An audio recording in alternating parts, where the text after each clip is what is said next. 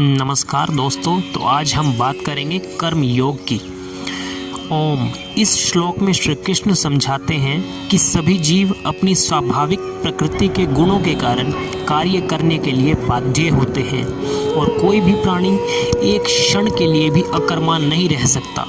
वे जो गेरुए वस्त्र धारण कर बाह्य रूप से वैराग्य प्रदर्शित करते हैं, लेकिन आंतरिक रूप से इंद्रिय विषयों के भोगों के प्रति आसक्ति रखते हैं, वे ढोंगी हैं। जो कर्मयोग का अनुपालन करते हुए बाह्य रूप से निरंतर कर्म करते रहते हैं, लेकिन उनमें आसक्त नहीं होते, वे उनसे श्रेष्ठ हैं। इसके बाद श्री कृष्ण इस पर बल देते हैं कि सभी जीवित प्राणियों को भगवान की सृष्टि की व्यवस्था के अभिन्न अंग के रूप में अपने दायित्वों का निर्वहन करना पड़ता है।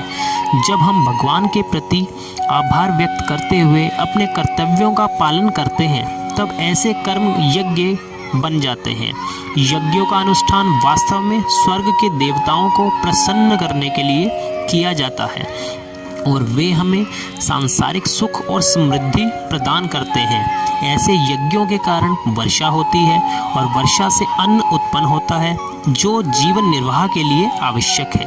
वे जो इस सृष्टि चक्र में अपने उत्तरदायित्व को स्वीकार नहीं करते, वे पापी हैं।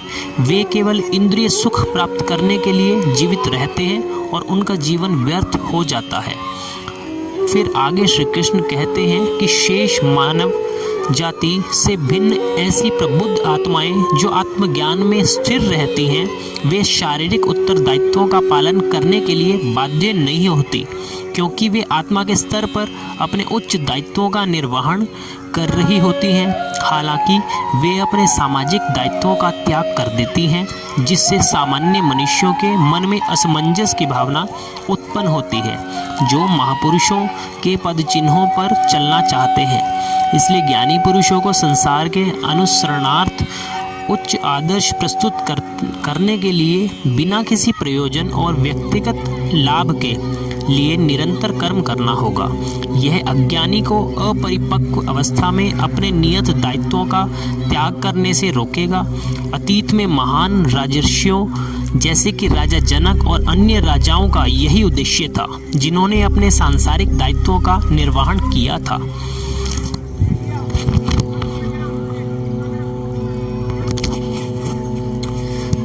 तत्पश्चात अर्जुन पूछता है कि लोग अनिच्छा से पापपूर्ण कर्मों में प्रवृत्त क्यों होते हैं? क्या उन्हें बलपूर्वक पाप कर्मों में लगाया जाता है? परम प्रभु श्री कृष्ण बताते हैं कि संसार का सर्वभक्षी पाप पूर्ण शत्रु केवल काम वासना है। जिस प्रकार से अग्नि धुएं से ढकी रहती है, दर्पण धूल से ढका रहता है, उसी प्रकार से कामना मनुष्य के ज्ञान पर आवरण डाल देती है और उसकी बुद्धि का नाश कर देती है। फिर श्री कृष्ण अर्जुन से आह्वान करते हैं कि वह इस कामना रूपी शत्रु का संहार कर दे, जो पाप का मूर्त रूप है, और अपनी इंद्रिय मन और बुद्धि को वश में करे। धन्यवाद।